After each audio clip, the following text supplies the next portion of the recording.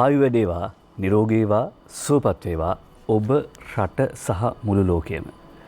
අපි ඉස්සරහට යන ගමනකදී පිටිපස්සේ බලන කණ්ණාඩිය දිහා බලාගෙන රටයක් පදවන සිරිතක් නැහැ. පිටිපස්සේ බලන කණ්ණාඩිය දිහා බලාගෙන වාහනේ ඉස්සරහට පදවන්න බෑ. හැබැයි ඉස්සරහට යන ගමනේදී පිටිපස්සේ බලන කණ්ණාඩියෙන් විටින් විට බලලා තමන් නිවැරදිද යන පාර කියලා තමන්ගේ පිටිපස්සේ මොනවද සිද්ධ වෙලා තියෙන්නේ කියලා ආපහු හැරිලා බලන එක වටිනවා. කතෝලික ජනවන්දනා ලිතෙහි අද දවස විශේෂ දවසක් බවට පත්වන්නේ විශේෂයෙන්ම ජේසුස් වහන්සේගේ කුරුසපත්වීම අද දවසේදී සිහිපත් කරන නිසා. අතීතයේ සිදු කළ වැරදි පිළිබඳව පසුතැවෙන්න සහ නව ජීවිතයක් ආරම්භ කරන්න අද දවස ඒ සඳහා කතෝලික ජනතාවට පමණක් නෙවෙයි දාර්ශනික එහෙම නැත්නම් මේ වැදගත්කම ආගමේ තියෙන දාර්ශනික වටිනාකම ජීවිතයට ආලෝකයක් කරගන්නා ඕනම පුරවැසියෙක්ට වැදගත් දවසක්. අපි අප්‍රේල් මාසයේ 2 වෙනිදා පත්තර බින්දුව ආරම්භ කරන්න ලෑස්ති ජාතික පුවත්පත් වාර්තා කරන වස කතා වගේම රස කතාත් මොනවද කියලා විමසමින්.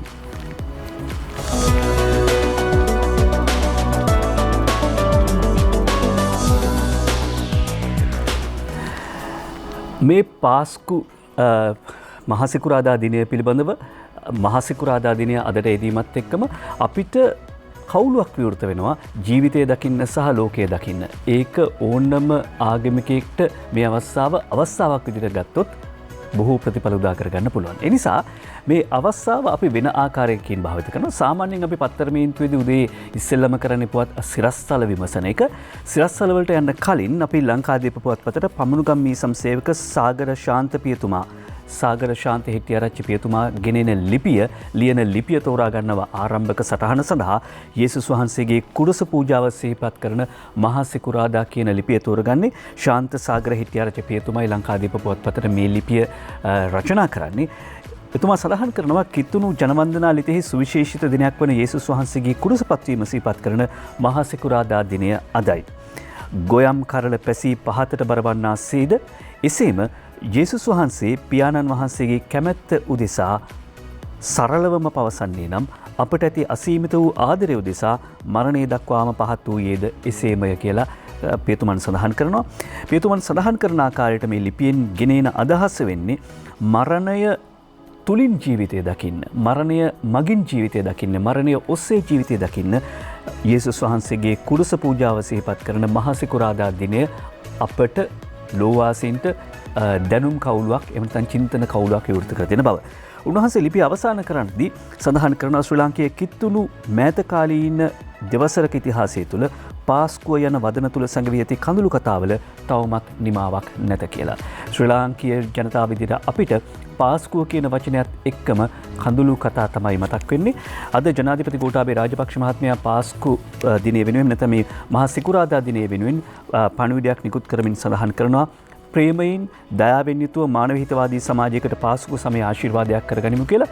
අර ශාන්ත සාගර හෙට්ටිආරච්චි පියතුමා කියන වගේ පාස්කු කියන වද නැහුවම අපිට තිගැස්මක් ඇති වෙනවා. ජනාධිපති ගෝඨාභය රාජපක්ෂ මහත්මයා කියන ශ්‍රී ලාංකේය කිතුණු ජනතාව අසීමිත ගෞරවයෙන් සහ භක්තිවන්තව සමරන පාස්කු සමය අන්තවාදී ම්ලේච්ඡ ප්‍රහාරයකට වරක ගොදුරු විය. ඉන් බිඳුණු හදවත්වල වේදනාව අදටත් මැකී ගොස් නැත. ඒ පාපී ක්‍රියාවට වැරදිකරුවන් වන පුද්ගලයන්ට සහ කණ්ඩායම් වලට නීතියෙන් ගැලවීමට අප කිසිදු ඉඩක් තබන්නේ නැත කියලා ජනාධිපති ගෝඨාභය රාජපක්ෂ මහත්මයා සැමට සාමකාමී පාස්කු මංගල්‍යයක් වේවායි කියා ප්‍රාර්ථනා කර සිටිනවා. සැමට සාමකාමී පාස්කු මංගල්‍යයක් සහ පාස්කු කියන වචනයත් එක්ක අපේ සමාජයේ තිගැස්මක් තියෙනවා කියලා කිව්වා.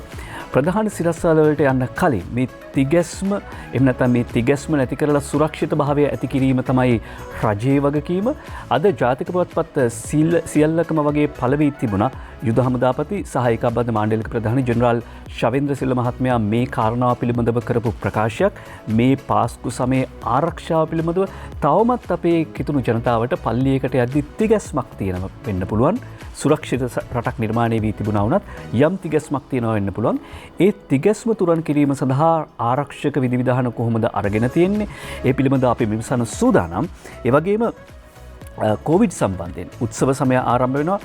මේ උත්සව සමයේදී කොවිඩ් නැවත තව රැල්ලක් මතුවීමේ අවදානමක් තියෙන්න පුළුවන්ද කියන කාරණාව සාකච්ඡාවට ලක් වෙනවා. මේ කාරණා දෙකම ගොනු කළා අපි යුද හමුදාපතිතුමාගෙන් මේ පිළිබඳ විමසන්න කල්පනා කරනවා.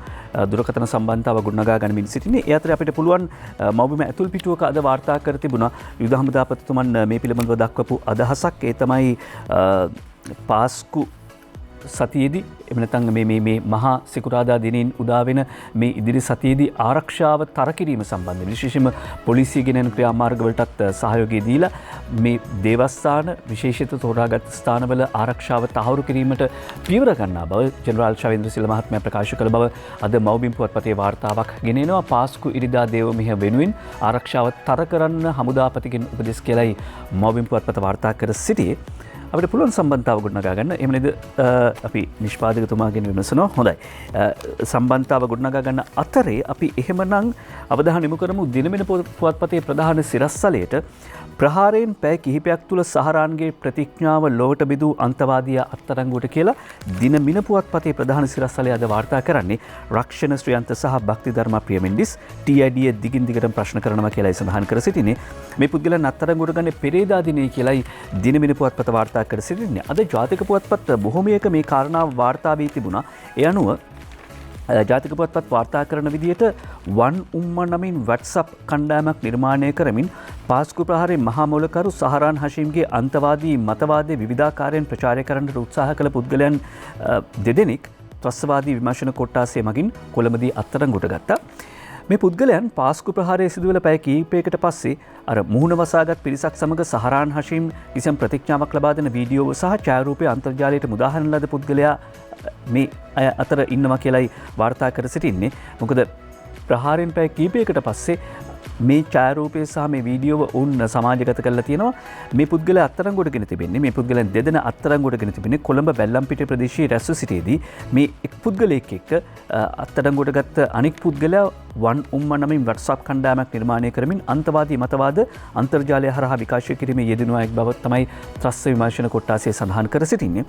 බැල්ලම්පිටිය සහ තිහාරිය කියන ප්‍රදේශවල පදිංචිකරුවන් වූ මේ දෙදෙනා අත්අඩංගුවට ගෙන ඇත්තේ සහරාන් හෂීම්ගේ අන්තවාදී මතවාදයන් අන්තර්ජාලය හරහා විකාශය කිරීමේ චෝදනාව යටතේ. මොවුන් මේ ප්‍රචාර කටයුතු කර තිබෙන්නේ කටාර් රාජ්‍යයේ සිට කියලත් මව්බිම් පුවත්පතත් වාර්තා කළා. දිනමින පුවත්පතත් මේ කාරණාව කියනවා. අවුරුදු 30ක් සහ 32ක් වයස සිට මේ පුද්ගලයන් ත්‍රස්තවාදී වැළැක්වීමේ පනත යටතේ රඳවාගෙන ප්‍රශ්න කරනවා කියලායි අද ජාතික පුවත්පත් වාර්තා කර සිටින්නේ. අපිට පුළුවන් යුද හමුදාපති ජෙනරාල් ශවේන්ද්‍ර සිල්වා මහතාව සම්බන්ධ කරගන්න. සුබෝදෑසනක් ආයුබෝවන් ජෙනරාල් තුමනි.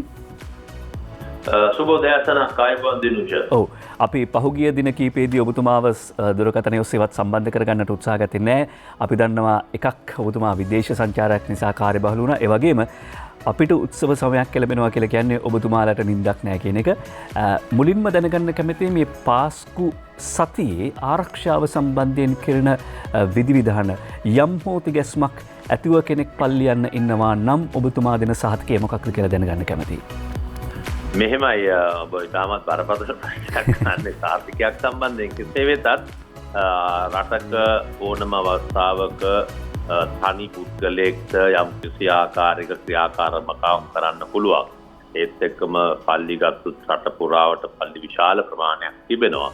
නමුත් පොදුවේ රටේ ජනතාවගේ රටේ ආරක්ෂාව සැපයීම සඳහා පොලිසිය තමයි විශේෂම ක්‍රියා කරනු ලබන්නේ. නමුත් මේ පාස්කු ඉරිදා මේ රටේ ප්‍රහාරයක් ඊට වසර දෙකකට ඉස්සෙල්ලා සිද්ධ වුණ හින්දා විශේෂයෙන්ම ත්‍රිවිධ හමුදාවම මේ සඳහා අපි යොදවනවා.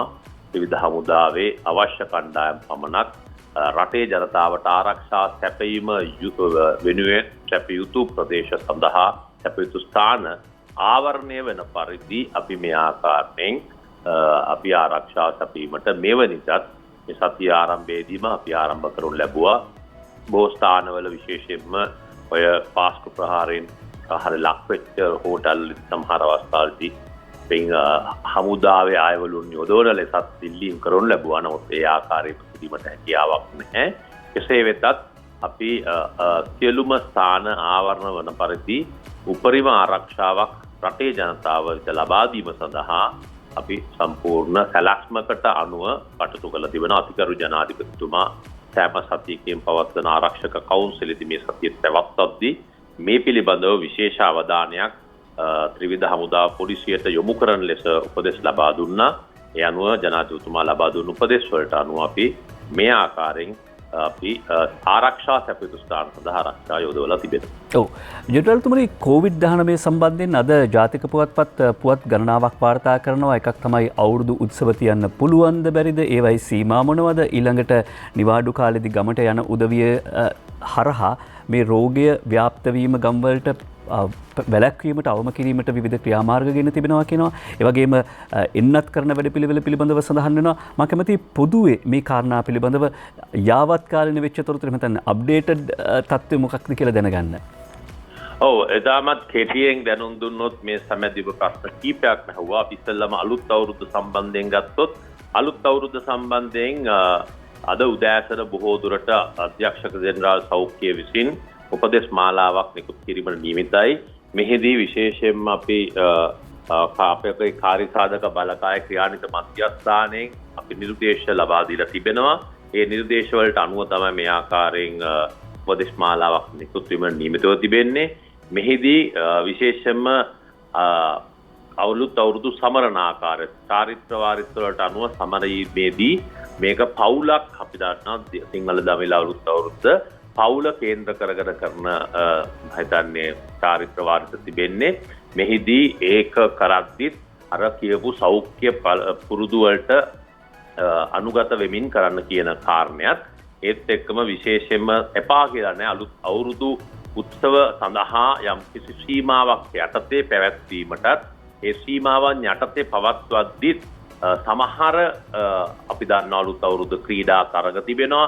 ඒ සමහර ක්‍රීඩා තරග පැවැත්වීමට නුසුදුසුයි කියන එකත් සමහර ඒවා කරගෙන ගියත් මේ අර කියපු ශාරීරික සෞඛ්‍ය තත්ත්වයන් යටතේ කරන්න කියන එකත් ඒ වගේම විශේෂයෙන්ම කොවිඩ් ආසාදනයේ වූ හෝ දැනට ආශ්‍රිතයෙකු වශයෙන් නම් කරනු ලැබූ පුද්ගලයෙකු හෝ අන්න එවැනි කට්ටිය මෙවැනි දේවල් වලට යෑමෙන් තරග කිරීමෙන් වළකින ලෙසත් මෙහිදී උපදෙස් ලබා දීලා තිබෙනවා. ඒත් එක්කම අලුත් අවුරුදු සමයේදී බොහෝ දුරට අපි දන්නවා අපි ඇඳුම් අලුත් ආයිත්තම් තමුන්ගේ ඥාතීන්ට ලබා ගැනීමට කඩසාප්පුවලට යෑමක් තිබෙනවා. එහිදී මෙය සෑම විටම විශාල වශයෙන් ගැවසෙන අවස්ථා මගහැරලා තමුන්ගේ එවැනි දේවල් වලට ඇඳුම් ලබා ගැනීමට නැත්නම් මිලදී ගැනීමට යන්න කියන එකත් ඒ අවස්ථාවේදී කඩයක් තුල මොන ආකාරයෙන්ද ශාරීරික දුරස්ථ භාවයන් රැක ගන්න ඕනේ. ඒත් එක කඩේ හිමියා සතු තමුන්ගේ වගකීම් රාශියක් තිබෙනවා. විසහරණය කිරීම සහ එවැනි තත්ත්වයන් කොහොමද කඩයක් තුල පවත්වාගෙන යන්න ඕනේ කියන පාරිභෝගික පැත්තෙන් කටයුතු කරන්න තිබෙනවා. මේ ආදී වශයෙන් විශාල උපදෙස් මාලාවක් ලබා දීමට නියමිතයි. ඒත් එක්කම තරග සංවිධායකයා තරගයක් අවුරුදු උත්සවයක් තිබෙනවා නම් සුළු සංඛ්‍යාවකට හෝ ඒ ප්‍රදේශය ඇවිලුන්ට පමණක් මිසක් මේ පිටපළාත් වලින් ගිහිල්ලා මේකට සම්බන්ධ වෙලා අපි දන්නවා අපි තාර බයිසිකල් තරගයක් දිනන ඔකම සමහරට පිටපළාත් වල ඇවිල්ලා ඒ සියලුම තරග වලට සහභාගී වෙන ක්‍රමවේදයක් අපේ තිබෙනවා. එවැනි තත්ත්වයකට මේ අවුරුද්දේ සම්බන්ධ නොවි තමුන්ගේ පළාතේ තමුන්ගේ ගමට පමණක් සීමා කරගෙන තමුන් දන්නවා තමුන් ආශ්‍රිතයෙක්ද නැත්නම් ඒ පළාත් වල හැසිරිච්ච පුද්ගලයෙක්ද නැත්ද කියන එක මේ අනුව නෑගම් යන එකත් අවම කරලා ඒ ආදී වශයෙන් උපදෙස් මාලාවක් ලබා දීමට නියමිතව තිබෙනවා. ඉතින් මේක උදෑසන ලැබීමට නියමිතයි. මම හිතන්නේ අපි ගිය වසරෙත් මේ ආකාරයෙන්ම අපි කොවිඩ් තිබුණා. උපරිමයෙන් තිබිච්ච අවස්ථාවක අපි අලුත් අවුරුද්ද සැමරීම බොහෝ දුරට වැළකීලා පවුලට පමණක් සීමාව කරපු හින්දා ගිය වසරේ අප්‍රේල් 31 වෙනිදාදී අපිට හැකියාව ලැබුණා කොවිඩ් රටෙන් දුරන් කර ගැනීමට.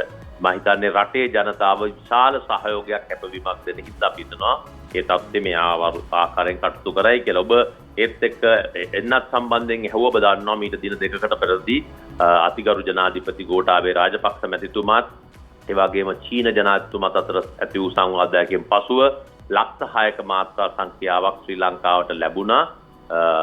සයිනෝෆාර්මේ එන්නත අමතරව මීට ඉස්සෙල්ලා ඇස්ට්‍රාසෙනිකා ඉන්දියාවේ නිෂ්පාදනය වුණු ඇස්ට්‍රාසෙනිකා එන්නතත් අපිට ලැබුණා. ඒත් එක්ක දැන් අහන ප්‍රශ්නයක් දෙවන මාත්‍රාව මෙම මාස දෙවන සතියේදී ප්‍රථම කණ්ඩායමට ලබා දීමට නියමිතයි. ඒ සඳහා සියල්ල අපි සූදානම් කරලා තිබෙනවා. අපි ඒකත් ලබා දෙනවා. චීනෙන් ගෙනන ලද එන්නත විශේෂයෙන්ම ශ්‍රී ලංකාවේ සමහර චීන ජාතිකයන් ඉන්නවා. ඔවුන්ට ආරම්භ කරනවා. මොකද ලංකාවේ නියාමක මණ්ඩලයක් තියෙනවා. එහි අනුමැතිය ලැබීමට තව දින කීපයක් ගත වෙන්න පුළුවන්.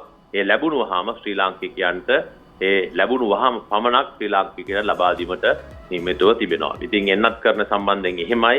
කොවිඩ් පැත්තෙන් ගත්තම ඔව් කොවිඩ් ඊයේ දිනේදී ශ්‍රී ලංකාවේ කොවිඩ් ආසාදිතයන් 211 දෙනෙක් හමු වුණා. 17 දෙනෙක් හමුුනේ පිට 14 දෙනෙක් හමුුනේ පිට රටවල වලින් පැමිණි අයවලුන්. ශ්‍රී ලංකාවේ මේ වනට 2900ක වගේ සංඛ්‍යාවක් තමයි රෝහල් සහ අතරමැදි ප්‍රතිකාර මධ්‍යස්ථානවල ප්‍රතිකාර ලබන්නේ.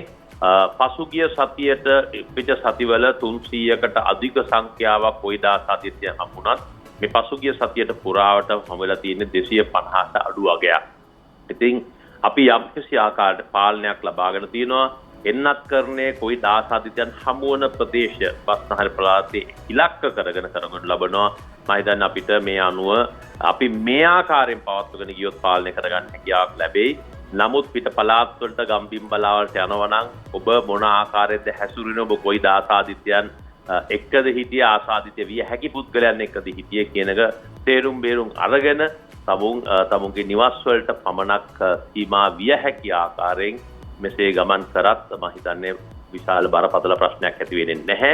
නමුත් රටක් වශයෙන් අපි කොවිඩ් පරාජය කරනවා, මම කොවිඩ් ආසාදිතෙක් නොවෙනවා කියලා හිතාගෙන මේ සියලුම කටයුතු වලට සම්බන්ධ වුණොත් වඩාත් යෝග්‍යයි කියන එකයි කියන්න තියෙන දේ. ඔව් ජෙනරාල්තුමනි, දැන් ඔබතුමා සඳහන් කළා මේ දෙවන එන්නත් මාත්‍රාව ලබා දීම මේ මාසේ දෙවන සතියෙන් ආරම්භ කරනවා කියලා. ඊළඟට අවදානම් සහගත ප්‍රදේශවල ඉන්න ජනතාවට එන්නත් කරණය තවත් වගකීමක්. එතකොට අපි පහුගිය සතියේදී දැනගන්නට ලැබුණනේ අර ඉන්දියාව ආනයන සීමා කිරීමත් එක්ක AstraZeneca එන්නත ලංකාවට ලැබීමේ අර ෂෙඩියුල් එක ඒ වෙනසක් වෙනවා කියලා. ඒතර ප්‍රමාණවත් පරිදි තියෙනවද එන්නත් මේ වැඩපිළිවෙල සඳහා?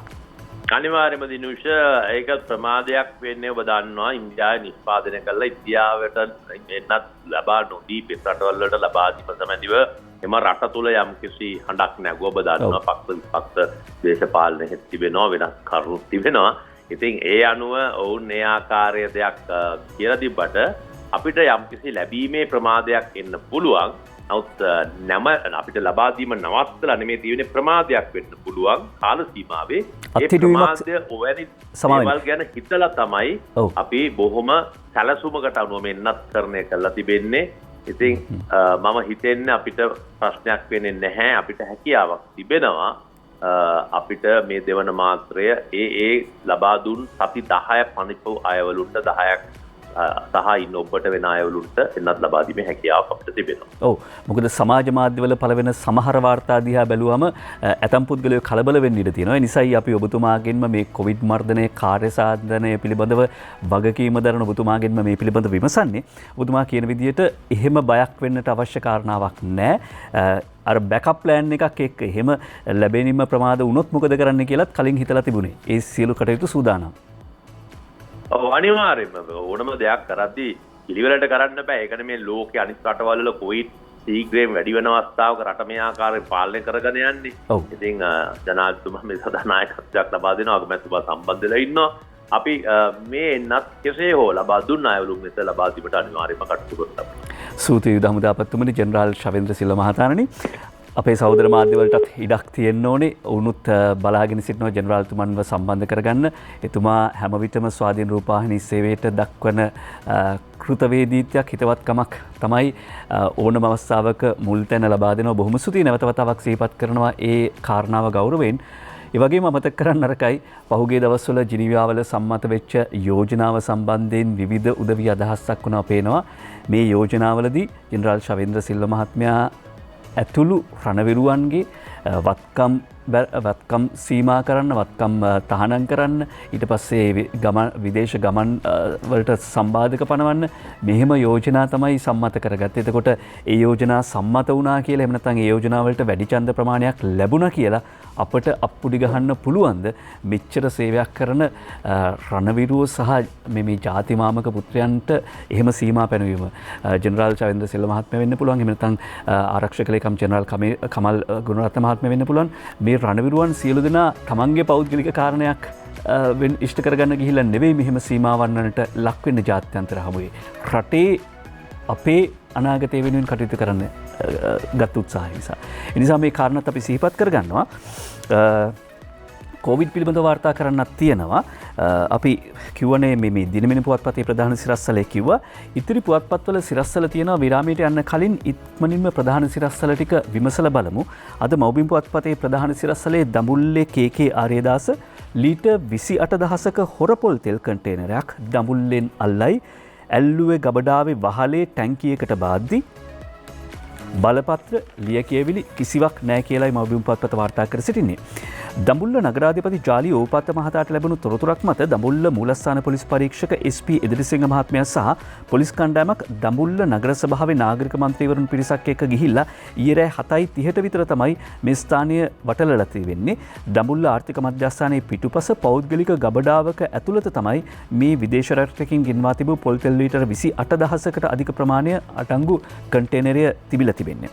එතකොට දැන් මෙතන ප්‍රශ්න කීපයක් මතුවෙනවා. එකක් තමයි දඹුල්ල ආර්ථික මධ්‍යස්ථානයේ පිටුපස මාර්ගයේ පස්වරු 6ට වසා දැමීමෙන් පස්සේ තමයි මේ කන්ටේනර් රථ එම මාර්ගයේ පිටුපස කොටසට ගෙනවිල්ලා ගබඩාවක් තුළට බාලා තියෙන්නේ. ඇයි මේ කළුවරේ කවුරුත් නැති වෙලාවේ පාරවල් වහපු වෙලාවේ මේවා කළේ කියන ප්‍රශ්නයක් තියෙනවා. කොහොම වුණත් මේ අත්අඩංගුවට ගැනීමෙන් පස්සේ විමසලා බලද්දී විදේශ රටවල වලින් ගෙන්වා තිබුණුනත් ඒවා මිනිස් පරිභෝජනයට සුදුසුද නැද්ද ඒ පිළිබඳ කිසිදු සහතිකයක් තිබිලා නැහැ. අවසරයක් ලබා තිබෙනවද ලංකාව තුළ විකුණන්න ඒ කිසිදු ලියකිවිල්ලක් තිබිලා නැහැ. ඒ නිසා තමයි මේ පිළිබඳ සැකය මතුවෙන්නේ. ලීටර් 28000ක් මෙතන තියෙනවා. හොර ලීටර් 28000ක් හොර පොල් තෙල් කියලා කියන්නේ හොර පොල් තෙල් කියලා කියන්නේ අදාළ ලියකියවිලි කිසිවක් නොතිබිච්ච නිසා. ඒ අතරේ ලංකාදීප පුවත්පතත් වාර්තා කරනවා යොහාන් භාසුරගේ වාර්තාවක් පොල් තෙල් 20 තෙවෙනි පරීක්ෂණයනුත් තහවුරු වෙයි කියලා. මෙයර ආනයනය කළපු පොල් තෙල් පිළිබඳවයි කතාබහ. පෞද්ගලික සමාගම් 4කින් ආනයනය කර එම සමාගම් වලට අයත් ගුදම්වල ගබඩා කර ඇති පොල් තෙල් වල ඇෆ්ලටොක්සින් නැමැති පිළිකාකාරක අඩංගු බවට තෙවන පරීක්ෂණයෙන්ද තහවුරු වී තිබෙනවා. සෞඛ්‍ය අමාත්‍යාංශයේ ආහාර පරීක්ෂණ ඒකකයේ සහ ආහාර ආරක්ෂණ ඒකකයේ සහ ශ්‍රී ලංකා ප්‍රමිති ආයතනයේ මීට පෙර කරපු පරීක්ෂණවලදීත් ඇෆ්ලටොක්සින් අඩංගුයි කියලා තහවුරු වුණා. ඒ අනුව තුන්වන පරීක්ෂණයනුත් අසමත් කියලා වාර්තා වෙන්නේ. දැන් මෙච්චර ආందోලනයකට ලක් වෙනවා, මෙච්චර කතාබහකට ලක් වෙනවා. අනිත් එක වස තියෙනවායි කියලායි කතාබහට ලක් වෙන්නේ. එහෙම වුණාම ඇයි මේ මෙච්චර කාලයක් අභියාචනා කරන්න පළවෙනි වතාවක්, දෙවෙනි වතාවක්, තුන්වෙනි වතාවක් එහෙම කාලෙ ගන්නේ ඇයි, කල් මරන්නේ ඇයි කියන ප්‍රශ්නයත් ඔබට තියෙන්න පුළුවන්. මේ ගුදම් වලින් ලබාගත් පොල් තෙල් සාම්පල පරීක්ෂණ ප්‍රතිඵල කාර්මික තාක්ෂණ ආයතන විසින් පාරිභෝගික සේවා අධිකාරියට ඊයේ බාර දුන්නා.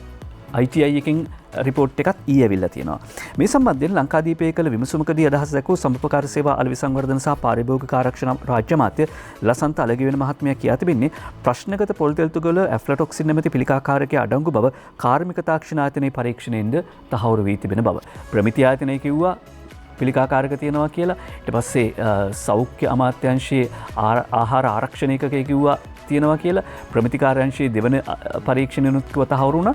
ඒ වගේම ITI ආයතනයේ නැත්නම් කාර්මික තාක්ෂණ ආයතනයේ පරීක්ෂණයනුත් තහවුරු වෙලා තියෙනවා ඇෆ්ලටොක්සින් අඩංගුයි කියලා. අඩංගුයි කියන එක නෙවෙයි නියමිත ප්‍රමාණයට වඩා වැඩි ප්‍රමාණයක් තියෙනවා කියලායි තහවුරු වෙන්නේ. රේගු දෙපාර්තමේන්තුව සමාගම්වල ගුදම්වලට නිකුත් කළ පොල් තෙල් ප්‍රමාණ එම ගුදම්වල නියමිත පරිදි තිබේදයි මේ වන විට පරීක්ෂා කරමින් පවතිනවා. දැන් රේගුවෙන් අදාළ පෞද්ගලික සමාගම්වල ගුදම්වලට මේවා නිදහස් කරලා තිබුණා කිව්වනේ. එතකොට දැන් ඒවයේ අර ආපු ප්‍රමාණෙම තියනවද? ආනයනය කරපු ප්‍රමාණෙම තියනවද කියලා තාම රේගුව බලනවලු. කැවුම් බදින්න ඕනේ තෙල් ගැනනේ කියන්නේ. අර අපි අහලා තියෙනවා කියවමනක් නොකේරෙන්න වෙදකමට කෝඳුරු තෙල් හත් පට්ටකුයි තවත් ටිකක් ඕනේ කියලා. තවම රේගුව බලනවලු අර ආපු ප්‍රමාණෙම මේ ටැංකිවල තියනවද කියලා. කොමුණත් හොඳ කතාබහක් ඇති වුණා පොල් තෙල් සම්බන්ධ සහ විශේෂයෙන්ම ආහාර ද්‍රව්‍ය ආනයනය කිරීමේදී නීතියේ හිඩස් තියෙනවද, ක්‍රමවේදවල හිඩස් තියෙනවද කියලා ඔයා බලන්න. අද චමින්ද සිල්ලා දිවයින පුවත්පතට ප්‍රධාන සිරස්තලේ වාර්තා කරන්නේ රටින් ගේන පොල් තෙල් වලට තහනමක් කියලා. පිරිසිදු නොකළ පොල් තෙල් රටට ගෙන්වීම සම්පූර්ණයෙන්ම නවතා දමන බව වැවිලි කර්මාන්ත රාජ්‍ය අමාත්‍ය අරුන්දික ප්‍රනාන්දු මහත්මයාගේ ප්‍රකාශයක් උපුටා දක්වමින් අද දිවයින පුවත්පත මේ ප්‍රධාන සිරස්තලේ වාර්තා කර සිටින්නේ. ඒ අනුව මෙතන ගැටලුවක් රාජ්‍ය අමාත්‍යවරයා පෙන්වා දෙනවා. පිළිපහතු නොකළ පොල් තෙල් රටට ගෙන්වීමට හැකිවන පරිදි නිකුත් කර තිබෙන ගැසට් පත්‍රයද අවලංගු කරන බව වැවිලි කර්මාන්ත රාජ්‍ය අමාත්‍යාංශය ඊයේ පැවැත්විච්ච මාධ්‍ය සාකච්ඡාවකදී කරුණු අනාවරණය කළා. රාජ්‍ය අමාත්‍යවරයා මෙතනදී කියනවා වැවිලි කර්මාන්ත අමාත්‍යාංශයට පොල් සංවර්ධන අධිකාරිය පැවතියත් රටට ගෙන්වන පොල් තෙල් සම්බන්ධයෙන් බලය පැවරීමක් එම අධිකාරියට නැහැ. ඒ කියන්නේ වැවිලි කර්මාන්ත අමාත්‍යාංශයේ තියෙන පොල් සංවර්ධන අධිකාරිය රටට ගෙන්වන පොල් තෙල් සම්බන්ධයෙන් බලය පැවරීමක් ඔවුන්ට නෑ. ඔවුන්ට බලයක් නෑ. මේ තත්ත්වය හමුවේ පොල් සංවර්ධන අධිකාරියට පූර්ණ බලතල ලබා ගැනීම සඳහා නීතිපති දෙපාර්තමේන්තුව සමග සාකච්ඡා කර අවශ්‍ය නීති සම්පාදනය කරන ලෙස වැවිලි කර්මාන්ත අමාත්‍යාංශයේ ලේකම්වරයා තමාට එක කතා කළා කියලත් රාජ්‍ය අමාත්‍යවරයා සඳහන් කරනවා. එතකොට ඊළඟට අපි යනවා වාර්තා කරන්න දැන් මේක පිළිබඳ වෙන පසුබිම් කතා කිහිපයක් තියෙනවා. අද ඇතුල් පිටුවකින් මේ වාර්තා ගෙනෙන්න පුළුවන්. ඒ තමයි මේ පොල්තෙල් පිළිබඳව කතාවට අපි යද්දී ලංකාදීප පුවත්පතටම අවධානය යොමු කරන්නත් පුළුවන්. අපි මෙහෙම කරමු. අරුණ පුවත්පතේ ප්‍රධාන සිරස්තලය සහ අද පුවත්පතේ ප්‍රධාන සිරස්තලය මේ සිරස්තල දෙක ඉදිරිපත් කළා. අපි විරාමයක් ලැබමු. මොකද පොල්තෙල් පිළිබඳව කතිකාවත තවත් ටිකක් ඉස්සරහට යන නිසා ඒකට වෙලාව ඕනේ. විරාමයක් ලැබමු. ඊට කලින් ඉස්සෙල්ලා අපි එෆ් අස්ලම් වාර්තා කරනවා පෞද්ගලික බස් රියදුරන් 5000ක්ම නුසුදුසු කියලා රාජ්‍ය අමාත්‍යංශය සඳහන් කරනවා. ප්‍රවාහන රාජ්‍ය අමාත්‍යංශය මෙරට පෞද්ගලික බස් රථ රියදුරන් 20000ක් ඉන්නවලු. එයින් 5000කට අධික ප්‍රමාණයක් මගීන් ප්‍රවාහනය කිරීමට නුසුදුස්සන් බව තොරතුරු අනාවරණය වී තිබෙනවා. ප්‍රවාහන රාජ්‍ය අමාත්‍යංශයේ ලේකම් ලලිත් අල්විස් මහත්මයා තමයි මේ තොරතුරු අනාවරණ කරන්නේ. මෙහෙමයි වාර්තා වෙන්නේ 20000ක් විතර බස් රථ රියදුරෝ ඉන්නවා. එයින් 5000කට නිසි සුදුසුකම් නැහැ. බරවාහන බලපත්‍රය තමන්ගේ ඒකෙන් ලයිසන් එකේ පිටිපස්සේ PT කියලා සඳහන් නැත්තම් ඔවුන්ට බස් රථ ධාවනය කරන්න බෑ. බරවාහන රියදුරු බලපත්‍රයේ වසර 3ක් පරණ නම් බෑ. ඊළඟට අවුරුදු 23යි 65යි වයස් සීමාව වෙන්න ඕනේ. මගේ ප්‍රවාහනය පිළිබඳ පුහුණුවක් ලබා තියෙන්න ඕනේ. වෛද්‍ය පරීක්ෂණ සමත් වෙලා තියෙන්න ඕනේ. කිසිදු අපරාධ ක්‍රියාවකට සම්බන්ධ වෙක් නොවෙන්න ඕනේ. මේ වගේ සුදුසුකම් ගණනාවක් තියෙන්න ඕනේ. මේ සුදුසුකම් නැහැ කියලා කියන්නේ 20000න් 5000කට. මෙරට තුල ලංකම් බස් රථ 6300ක් සහ පෞද්ගලික බස් රථ 20000ක් පමණ ප්‍රමාණයක් ධාවනය වෙන අතර ලංගම රියදුරන් මගේ ප්‍රවාහනය පිළිබඳ පුහුණුව සම්පූර්ණ කර තිබෙනවා කියලා වාර්තා කරනවා. 20000න් 5000කට නැහැ. ඒක මේ තොරතුරු අනාවරණ වෙන්න කලිනුත් අපිට මහා මාර්ගවල බස් රථ රියදුරන් බස් රථ ධාවනය කරන හැටි සහ මගීන්ට සලකන හැටි දැක්කම තේරෙනවා. දැන් මේ 5000 කොයි කාලෙද පුහුණු කරන්නේ? ඒක තමයි ඊළඟ ප්‍රශ්නය. අද පුවත්පතේ ප්‍රධාන සිරස්තලය රවි ඇතුළු පිරිසට නඩු දෙකෙන්ම අප කියලා වාර්තා කරන්නේ බුද්ධිමාල් රිබේරු. මහා බැංකුව විසින් භාණ්ඩාගාර බැඳුම් කර නිකුත් කිරීමේ අවස්ථා දෙකකදී රජයට රුපියල් කෝටි 5200ක් පමණ පාඩු කිරීමේ චෝදනා මත දින 14 කාලයක් රිමාන්ඩ් භාරයේ රඳවාගෙන සිටි හිටපු මුදල් අමාත්‍ය රවි කරුණානායක මහත්මයා ඇතුළු පිරිස අපලපා නිදහස් වෙලා යද්දී රවිට අප ලැබුණම පවුලේ අය සතුටු වෙච්ච හැටි ඡායාරූප වාර්තාකරු ලහිරු හර්ෂණ අද පුවත්පතට වාර්තා කරනවා. කසින් කස් බෝවේ කියනවා, බසින් බස් බෝවේ කියනවා. ඒ නිසා ඉක්මනින්ම අපි කතාව නවත්තලා පුවත් සිරස්තල වලටම යනවා. අද ජාතික පුවත්පත් බොහොමයක් වාර්තා කරපු වාර්තාවක් ඡායාරූප සහිත වාර්තා කරනවා සිතාරා ඉරාෂ් වටවල, චන්දන ජයවීර හැටන් සහ ප්‍රේමලාල් රත්නායක වැලිමඩ සිට. අරුණ පුවත්පත කියන්නේ නුවර එළිය වැලිමඩදී ත්‍රිරෝදරිය මතට ලොරියක් පෙරලිලා කාන්තාවෝ තිදෙනෙක් මරුට කියලා ත්‍රිරෝද රථයේ රියදුරු ජීවිතය බේරගන්නට වාසනාවන්ත වුණා. ත්‍රිරෝද රථය මතට කන්ටේනර් එක වැටිලා තියෙන්නේ වංගුවක් ගන්න යන වෙලාවේදී. වේගය පිළිබඳව එතකොට නැවතවතාවක් අපිට ප්‍රශ්නයක් එනවා. ඛේදනීය පුවතක් අරුණ පුවත්පත වාර්තා කරනවා. ඒ අතරේ අවුරුදු උණුසුම දැනෙන්න පටන් අරගෙන තියෙනවා. කොහා ටෙලිවිෂන් වල රේඩියෝ වල වගේම අල්ලපු වත්තේ ඉන්න කොහත් කෑ ගහන්න පටන් අරගෙන ඇති. හැබැයි අවුරුදු කන්නේ කොහොමද කියලා ප්‍රශ්නයක් තියෙනවා. වසංගතයෙන් ගිය අවුරුද්දේ මාස 3කට වෙළඳ කලාපයේ 55000කට රැකියා අහිමි වෙලා කියලා අශිකා ජයවීර වාර්තා කරනවා. ඇඟලුම් කර්මාන්ත සේවකයන් මුහුණ පා තිබෙන තත්ත්වයයි ගිය අවුරුද්දේ මාස 3කට වෙළඳ කලාපයේ 55000කට රැකියා අහිමි වෙයි කියලා වාර්තා කරනවා. ඊළඟට අරුණ පුවත්පත කියනවා තෙල් කලවම් කරන්න දුන් අවසරය අහෝසි කියලා. තෙල් කලවම් කරන්න දුන් අවසරය අහෝසි කියලා අරුණ පුවත්පත මුල් පිටුවේ මේ වාර්තාව ගෙනෙනවා වගේම ඇතුල් පිටුවක තවදුරටත් වාර්තා කරනවා 2016 පොල් තෙල් ගැසට්ටුව අවලංගු කරයි කියලා. ආනයනික පොල් තෙල් වලට වෙනත් තෙල් වර්ග මිශ්‍ර කිරීමට කලවම් කිරීමට ලබා දෙමින් 2016 අවුරුද්දේ නිකුත් කර තිබූ ගැසට් නිවේදනය අවලංගු කිරීමට රජය තීරණය කර තිබෙනවා. ඒ අනුව අදාළ ගැසට් නිවේදනය අවලංගු කරමින් ආනයනික තෙල් සඳහා වෙනත් තෙල් වර්ග මිශ්‍ර කිරීම වැළැක්වීම සඳහා වූ නව ගැසට් නිවේදනයක් නිකුත් කර බව වෙළඳ අමාත්‍ය ආචාර්ය බන්දුරු ගුණවර්ධන මහත්මයා පවසනවා. අමාත්‍යවරයා සඳහන් කරන්නේ පසුගිය රජයේ 2016 ඔක්තෝබර් 7 වෙනිදා නිකුත් කරලා තියෙන මේ ගැසට් නිවේදනය නිසා තමයි ආනයනික තෙල් වර්ග කලවම් කරන්න අවස්ථාව ලැබිලා තියෙන්නේ. ඒ වගේම පිරිපහදු නොකළ තෙල් ගෙන්නන්න පුළුවන්කම ලැබිලා තියෙන්නේ. මේ තත්ත්වය වෙනස් කිරීමට කටයුතු කරන බව තමයි අමාත්‍යවරයා සඳහන් කර සිටියේ. ඒ අතරේ සතොසෙන් රුපියල් 1000කට සහන බඩුමල්ලක් ලැබෙනවා කියලා ඊ අපි වාර්තා කළා. රුපියල් 410ක ලාභයක් තියෙනවා කියලා කිව්වා. මේ බඩුමල්ල ඇත්තටම සතොසේ විකුණන්න තියෙනවද කියලා ඇමති බන්දුල ගුණවර්ධන මහත්මයාගේ නිරීක්ෂණ චාරිකාවකදී හොයා බැලුවා කියලා අද ජාතික පුවත්පත් වාර්තා කර තිබෙනවා. දිනමින පුවත්පතයි වාර්තා කර සිටින්නේ සතොස හරහා කියලා තියෙන්නේ සතොස හරහා මේ සහන බඩුමල්ල ලැබෙනවද සතොස හරහා ක්‍රියාත්මක වන සහන මල්ල ලබා දීමේ වැඩපිළිවෙල කියලා. හැබැයි හරහාද එහෙම නැත්නම් සතොස මගින්ද වෙන්න ඕනේ. වචන භාවිතය ගත්තාම සතොස හරහා ගියොත් එහෙම නැත්නම් සතොසෙන් නෙමෙයි සතොස හරහා ගිහලා වෙන තැනකින් විකුණන්න වෙනවා. ඊට පස්සේ අපි යනවා මේ කතාබහත් එක්කම කොවිඩ් සම්බන්ධ පුවත් වාර්තාකරණයට අද IDH රෝහලෙන් පුවතක් වාර්තා වෙනවා. ලංකාදීප පුවත්පතෙන් තමයි අපි උපුට ගන්නේ. IDH රෝහලේ කොරෝනා රෝගීන් ගණන හරි අඩකින් අඩු වෙලා කියලා. දැන් PCR අඩු වෙන් කරන නිසා ලෙඩ්ඩු වාර්තා වෙනවා අඩුයි කියලා චෝදනා කරනවනේ. එහෙමනම් රෝගීන් වාර්තා වුණත් නැතත් මනුස්සෙක් ලෙඩ වුණාම ස්පිරිතාලෙක ඉන්න එපයි. IDH රෝහලේ කොරෝනා රෝගීන් ගණන හරි අඩකින් අඩු වෙලා කියන පුවතත් මගින් තහවුරු වෙනවා. අර ජෙනරාල් චවෙන්ද්‍රසිල් මහත්මයා කිව්වා වගේ අපි කොරෝනා මර්ධනය කිරීමට පාලනය කිරීමට සමත් වී තිබෙන බව.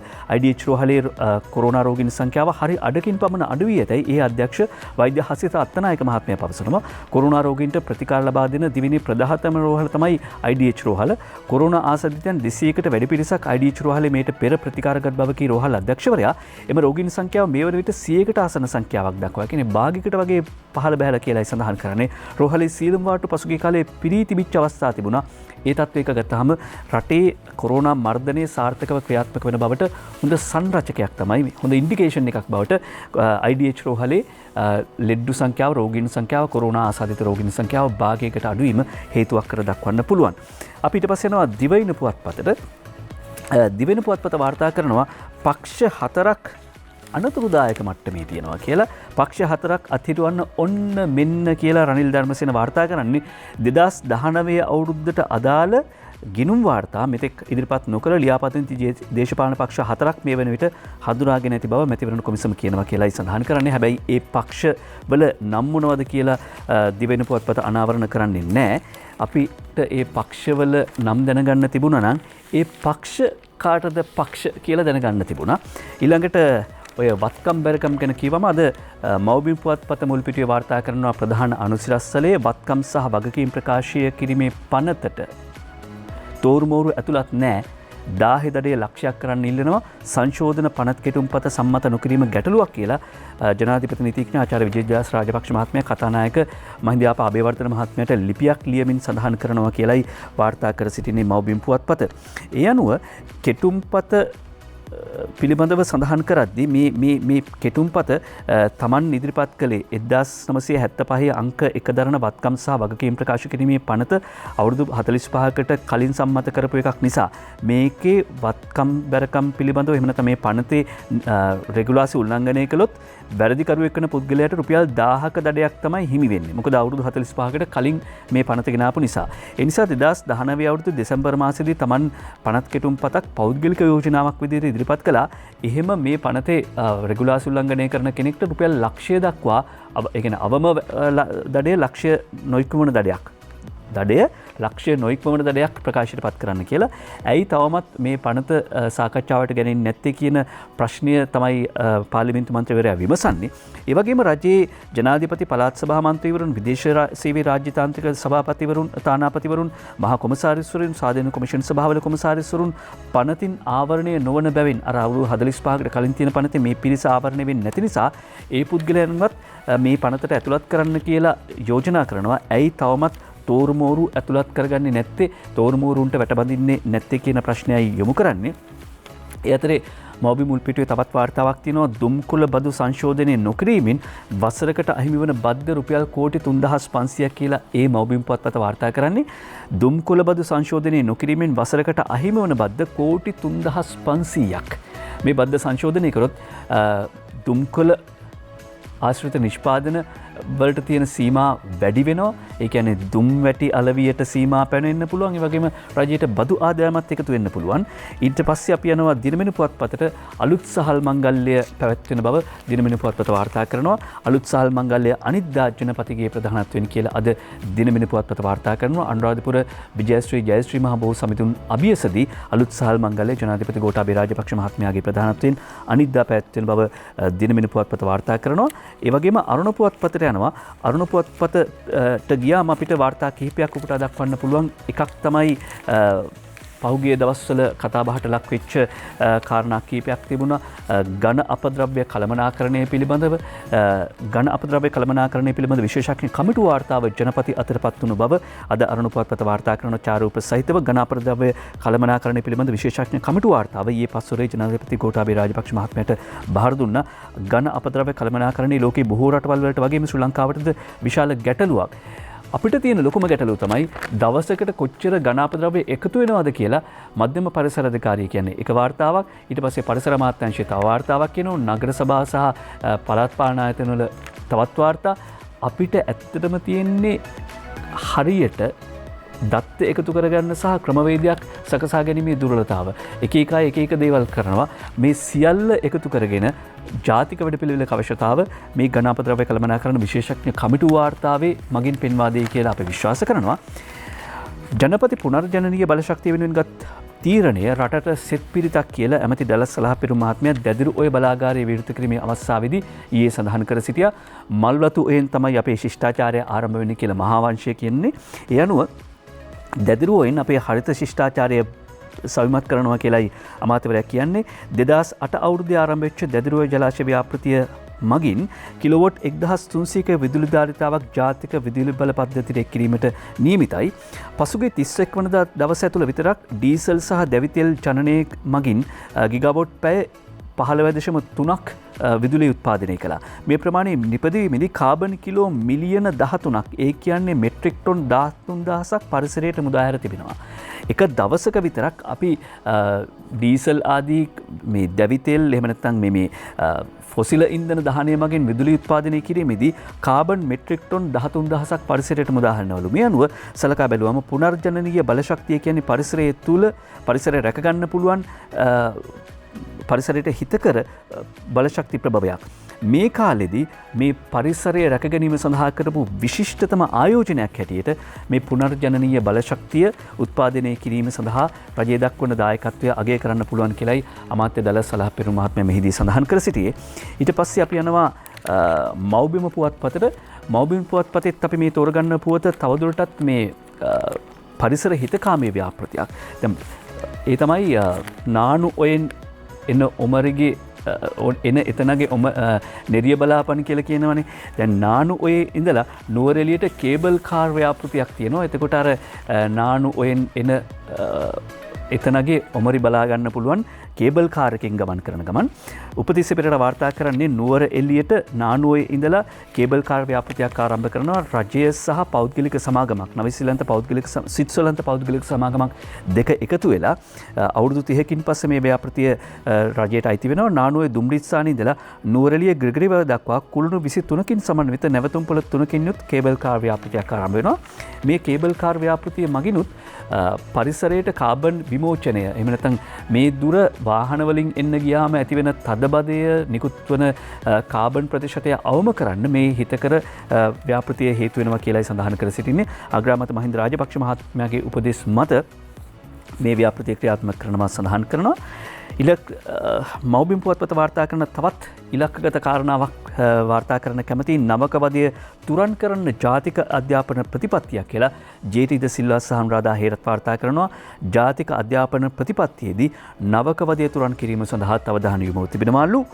වෛද්‍යවරුන්ගේ විශ්‍රාම වයස අවුරුදු 63 කරයි කියන පුවතත් අද මව්බිම් පුවත්පත වාර්තා කරනවා.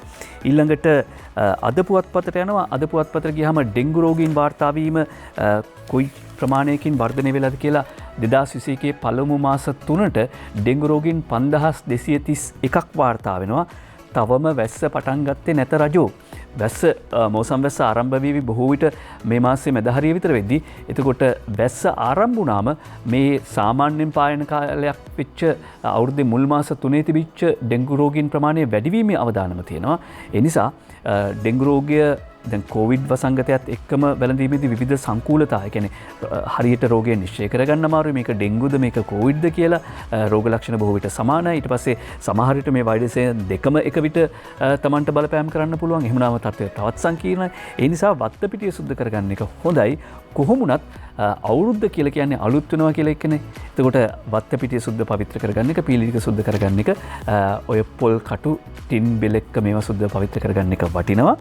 ඊට පස්සේ අපි සූදානම් සමගි ජන බලවේගයේ නායක සජිත් ප්‍රේමදාස මහත්මයා, සමාවෙන සජිත් ප්‍රේමදාස මහත්මයා අද කරන ප්‍රකාශයක් වාර්තා කරනවා. ඊයේ කරපු ප්‍රකාශයක් අද ලංකාදීප පුවත්පත වාර්තා කරනවා. ඒ තමයි අපි හවුල් ආණ්ඩු හදන්න ලෑස්ති නැහැ. විපක්ෂ නායක සජිත් ප්‍රේමදාස මහත්මයා මේ කියන්නේ කලවම් වෙච්ච ආණ්ඩු හදන්න අපි ලැහැස්ති නැහැ කියලා. අලුත්ගම තුසිත කුමාර දෙසිල්ලා වාර්තා කර සිටින්නේ සමගි ජන බලවේගයේ ඉදිරියේදී බිහි කරන්නේ මිශ්‍ර රජයක් නොවන බවත්, රටේ ජන කොට්ටාස නියෝජනය වන සංස්කෘතියද සමග වන දේශපාලන ගමනක් බවත් සමගි ජන බලවේගයේ නායක සහ විපක්ෂ නායක සජිත් ප්‍රේමදාස මහත්මයා බේරුවලදී ජනදුක විමසන විපක්ෂ නායක ජංගම සත්කාරය අමතමින් ඊයේ ප්‍රකාශ කර සිටියා. වාර්තා කර සිටිනවා ලංකාදීප පුවත්පත.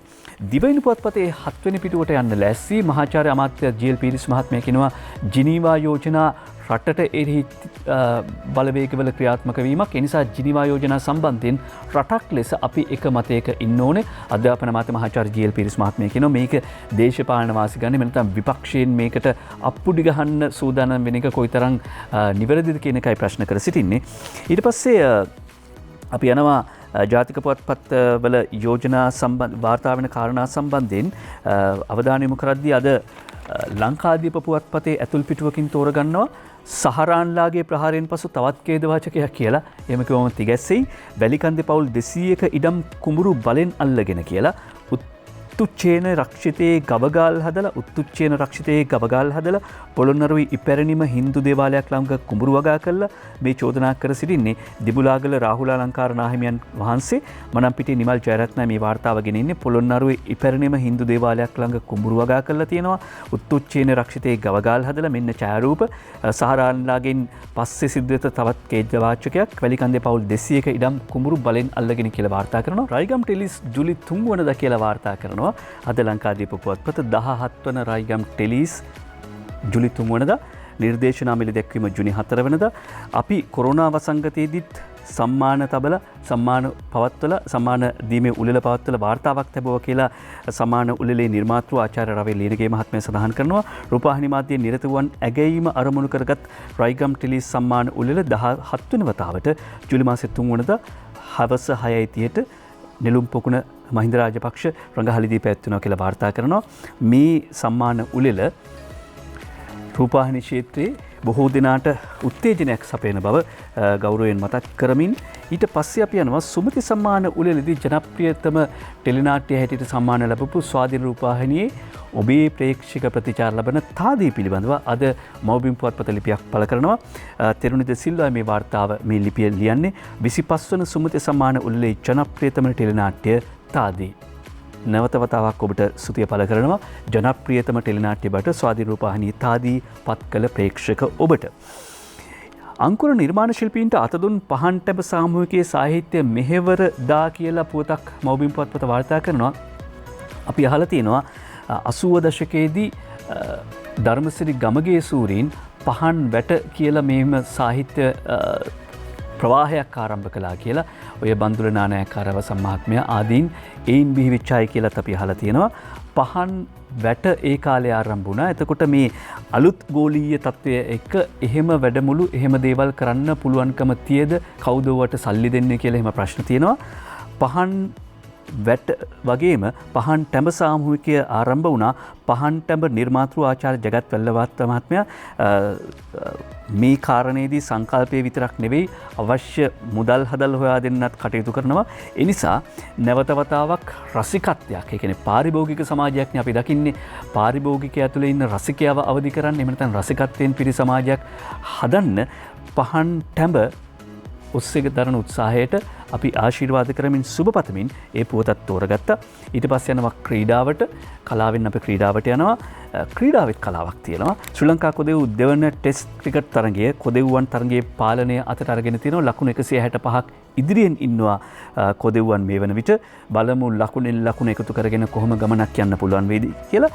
ඊළඟට ඉෂාන් රශ්මිත මව්බිමට වාර්තා කරනවා වයස අවුරුදු 19න් පහළ අන්තර් පාසල් ක්‍රිකට් තරගාවලියේදී චමිඳුගෙන් වේගවත් ශතකයක් කියලා චමිඳු වික්‍රමසිංහ ශ්‍රී ලංකා යෝන් පිලේජ් වමත් ආරම්භක පිතිකරු චමිඳු වික්‍රමසිංහ ගල්කිස්ස ශාන්ත තෝමස් විද්‍යාලයට එරෙහිව පන්දු 61කදී 4 පාර 19ක් සහ 6 පාර 3ක් සමගින් ලකුණු 112ක් රැස් කිරීමට සමත් වුණා කියලා වාර්තා කර සිටිනවා.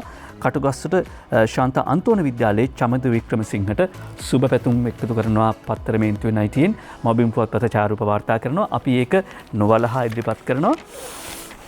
ඊට පස්සේ සූදානම් කාටුන් බලන්න කලින් අද අරුණ පුවත්පත විශේෂාංගයක් පළ කරනවා. බලන්න මේ ඡායාරූප ගොන්න දිහා කවුද ඔබ දකින්නේ කියලා මේ ඡායාරූප සංසන්දනය කිරීමක් තියෙන්නේ. ඔබ ආදරය කරන සිනමාවේදී දකින ඉන්දීය නිලියන්. හැබැයි ඔවුන් මල් පෙතිවල පාට ගෑවෙන්නේ නැත්තම් ඒ මූණුවල කොහොමද පේන්නේ කියලා. කියන්නේ ප්‍රകൃතිය සහ විකෘතිය කියන්නත් බෑ. මායාව සහ යථාර්ථය අතර වෙනස මේකප් එහෙම කරන්නේ නැතුව තේරෙන භාෂාවෙන් කිව්වොත් මේකප් කරන්නේ නැතුව ඒගොල්ලෝ කොහොමද ඊට පස්සේ මේකප් කළාම කොහොමද කියලා ඕන්න බලා ගන්න පුළුවන්. දැන් එතකොට ඒ ඡායාරූප දැක්කම හැබෑ ස්වරූපය මොකද්ද? මායාවී ස්වරූපය මොකද්ද? මේකප් දැම්මම තත්ත්වය මොකද්ද කියලා ඔබට පේනවනේ. සහ දැනෙන්න පටන් ගන්න මේ අනේ මේ සියල්ල අනිත්‍යයි නේද? අපි මේ සුන්දර වස්තු කියලා ආදරය කරපු දේවල් ඇත්තටම කොතනද තියෙන්නේ?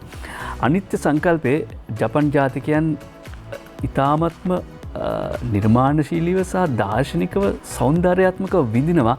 ඒකට හොඳම උදාහරණය තමයි මේ කාලය. මොනෝනෝ අවාරය කියලා කියන මොනෝනෝ අවාරය කියන ජපනුන්ගේ තියෙන සංකල්පයක්. ඒ තමයි අපේ අර තියෙන පෙරදිග තියෙන අනිත්‍ය සංකල්පයම තමයි. ඔවුන් සකුරා ගස් යටට ගිහිල්ලා මේ කාලේ මෙනෙහි කරන්නේ අනිත්‍ය.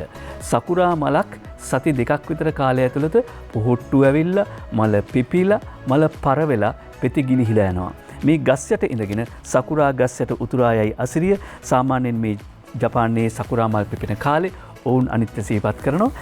ඔබත් සමහර විට පාර්ලිමේන්තු පාරේ එහෙම නැත්නම් අර පේරාදෙණිය විශ්වවිද්‍යාලයට මැදින් ගලහ පැත්තට යන පාරේ යද්දී මේ අනිත්‍ය කියන සංකල්පය ගහකින් වැටෙන මලකින් අත්විඳිනවා ඇති. අපි කාටුන් බලමු.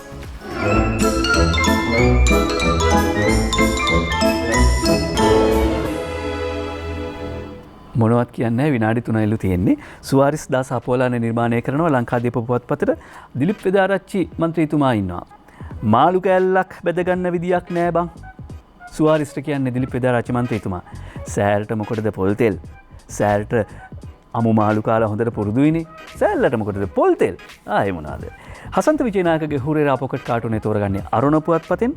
අවුරුදු සමයේ සංගීත සංදර්ශන සැනකිලි බෑ කියලා සුදර්ශනී කියනවා. පවිත්‍රගේ මතය මොකක්ද දන්නේ නැහැ නේද? හැබැයිටම හසන්ත විජේනායකගේ මීළඟ කාටුනේ අපිට අමතක වෙච්ච දේක් මතක් කරලා දෙනවා. ඩයනට විනය පරීක්ෂණ තියෙනවා කියලා. ඩයන ගමගේ පාර්ලිමේන්තු මන්ත්‍රීවරියට විනය පරීක්ෂණ තියෙනවා කියලා කිව්වනේ. ඕන්නේ විනය පරීක්ෂණ ගහලා ඔළුවට ඒ මුට්ටිය දාලා මුට්ටිය ඔළුවට ගහලා අන්තිමට විනය පරීක්ෂණය කියන මුට්ටි කට සජිත් ප්‍රේමදාස මහත්තයාගේ බෙල්ල හිර වෙලා කියලයි හසන්තට මතක් වෙලා තියෙන්නේ. රංචගොඩ ළමයාට යනවා කට ගහනවට කියන කවි. දරුවෙකු රැක ගැනීමේ අරමුණ ඇතිව 19යි 69ට ඇමතුම් දුන් පුද්ගලයෙකු පිළිබඳ ඇති සියලු තතු කාමාතුරයන්ටම කොහොමද ලැබුණේ? අපි ඊයේත් කිව්වා මේක ගැන. අවලම්මුන්ට උඩගෙඩි දෙන්නේ කවුද? ඉන්නේ කොහේදැයි නිසි ලෙස සොයා බලා බාරදිය යුතුයි නීතියේ දෙවඟනන්ට දෙන්නට කියා දිය හැකි උපරිම දඬුවම්. ඉතින් උපරිම දඬුවම් දෙන්න කියලා මේ චෝදනා කළාමනේ මේ වැරද්දක් පෙන්නලා දුන්නමනේ නිකන් පෙන්නලා දීපු මිනිස්සයා අපි කියන්නේ නන්නත්තර ගන්නවා කියලා. දිනවෙන පුවත්පතට යනවා කාටුනේ තෝරගන්නේ පොකට් කාටුනේ අංජනගේ නූතන දේශපාලනයේත් ෆීලික්ස් ඩයස්ලා ජූනියර්ස් රිචඩ්ලා ඉන්නවා කියලා විමල් කියනවා. ඊයේ පෙරේද කිව්වනේ ඩීඑස්ලා එන්එම්ලා බණ්ඩාරනායකලා තමයි නැත්තේ නේද? අංජන ඊළඟ කාටුනේ දිනමින පුවත්පතේ මෛත්‍රීපාල සිරිසේන හිටපු ජනාධිපතිතුමා කියවනේ ආණ්ඩුව ඉඳගෙන ආණ්ඩුවට සහයෝගය දෙමින් ශ්‍රී ලංකා නිදහස් පක්ෂයේම රජයක් පිහිටුවන්න කටයුතු කරනවා කියලා. ඒක හරියට මෙන්න මේ වගේලු. අඟේ ඉඳගෙන කන හපාගෙන ඉන්නවා කනවා. ඇත්ත නැත්ත රටේ මුල්ලේ මුදන් නායක දිනමින පුවත්පතට ලියනවා දිගු කලකින්ය මංගල එළියට බැස්සේ ඔහු දේශපාලනයෙන් සමුගන්නවා කියලානේ කිව්වේ. බටහිරටම ඇහෙන්නයි හයියෙන් කැස්සේ අප නැත ඔවුන් වෙත ගොස් යටි පළු පිස්සේ යා යුතු රටක් ලෙස නිවැරදි මං ඔස්සේ. තුන්වෙනි පේලිය හරි වටිනවා. අප නැත ඔවුන් වෙත ගොස් යටි පළු පිස්සේ. කල්පනා කරලා බලන්න මොකද්ද තේරුම කියලා. පරගති කමින් පාසිඹිමින් දෙකට නැමී ලොව බලවතුන් හා එක් වී බැඳපු බැමි නැති කර දැමුව තිබු නිදහස රටට හිමි මංගල වැනි අයට ඕවා හරිම සොමි. දේශපාලනයෙන් සමුගන්නවා කියපු ඔහු අර NGO සංවිධානය කරපු පරිසර කටයුත්තකදී පේන්න හිටියා. දැන් ඒක තමයි මේවා හරිම සොමි කියලා. අපි නෙවෙයි රටේ මුල්ලේ මුදන් නායකයි කියන්නේ. ඊට පස්සේ අපි යනවා ෆේක්බුක් කාටුනේට ජයරත්න වික්‍රමසිංහගේ දිවෙන පුවත්පතෙන් තෝරගන්න මේ පොකට් කාටුනේ ඩොලරය 202ක් පැනලලු බං. අපේ ආචාර්යතුමා මොකුත් දොඩවල නැද්ද? නෑ එයා දොඩවන්නේ විපක්ෂයේ ඉන්නකොටනේ. අනුරාධ ඕකයි තත්ත්වේ කවියෙන් කියනවා දිවෙන පුවත්පතට මංගල ජිනීවා කටයුතු කෙරූ විදී මෛත්‍රීට පැවසුවත් වෙලා ලැබී පණිවිඩ දිය යුත්තේ නිවැරදි වෙලා වෙදී රෑ 10ට පස්සේ කිව්වට එයා බුදි. මතකයිනේ කාලේ. අන්තිම එකලු. අන්තිම එක තෝරගන්නත් වෙලාවක් යනවා. විස පොල් තෙල් ගෙනාපු අයට දැඩි දඬුවම් දෙනවලු කියලා MD වීරරත්න කියන්නේ. එල්ලලා ගහයි. එල්ලලා. එල්ලලා ගහයි. ගෙනාපු අයට දවස් 14න් ඉවර කරන එකත් නේ යුතුයකම. ෆීලික්ස් ඩයස්ලා ජූනියර්ස් රිචඩ්ලා හිටියා එදත් පිට රටටම දිවැස්ලා කියමින් මෙරට දේ අගයති විමල්ලා එනමුත් මලේ දැන් පෙරහැර ගිහිල්ලා. ඒක නිසා තමයි මේ කවිය තෝරගත්තේ. අද සිකුරාදා දවස සතියන්තය නිරෝගීමත්ව ගත කරන්න. සතියන්තේ අතේ තියෙන මුදලෙන් හරි කොහොම හරි සාප්පු සවාරියයි ප්‍රවේශම් වෙන්න. ප්‍රවේශම් වුණොත් ඔබත් බේරෙනවා අපිත් බේරෙනවා. ඔබේ ඉවසිල්ල හැමදිනාගෙම සැනසෙල්ලට හේතු වෙයි. ඔබට නිරෝගීමත් සතියන්තයක්. ආයුබෝවන්.